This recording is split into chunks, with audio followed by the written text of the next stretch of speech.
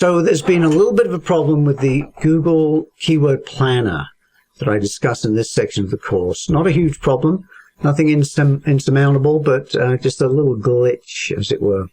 So what's happened is, if you're not running a Google AdWords campaign, then you're not going to be able to get the exact numbers of searches out of that keyword planner. So, for instance, if you want to know how many people each month are searching for rabbit hutch, it's not going to show you. It'll only show you a range, and those range numbers are not very useful. Now, it used to be that this tool was open to the public. Anybody could get to it. You didn't even have to have a pay-per-click account.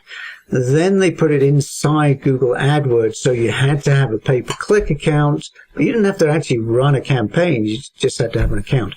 Now they've gone one step forward, and you actually have to be running a campaign in order to use it. So what is the fix? It's not that big of a deal. You still have options. First option, of course, is to run a simple AdWords campaign.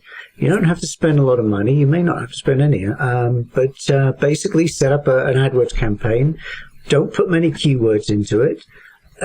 Use a really small budget. Bid low, so chances are your ad isn't going to appear very high anyway and get clicked on. And, of course, turn it off when you're finished. So that's probably a quick and easy way to use a really good keyword analysis tool pretty cheaply. What other options? So we have Bing. Bing also has a keyword planner. It calls it a keyword planner. It's available within Bing Ads, which is the equivalent of Google AdWords, but it's also available in the Webmaster Console, the Bing Webmaster Console. And that's something I discuss later in the course, the Webmaster Consoles. So you can get into it there. It's not as good as the Google tool, admittedly, but it's still, I mean, it's good data, but the features of the tool could be better. So you can see here how to find it in Bing Ads, and this shows you how to find it within the Webmaster Console. Other options, you could use one of the commercial tools, of course. I mentioned those in this section.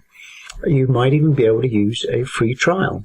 Word Tracker, for instance, and Word Tracker is one of the best keyword analysis tools there is. That's their focus, and they've been doing it for a long, long time. They have a 7-day free trial, which is probably enough to get a lot done with your keywords. Moz also has a free trial, a 30-day free trial. So this little change is a little bit of a nuisance, but it's not a huge problem, and it's definitely not insurmountable. You can still get your keyword analysis done.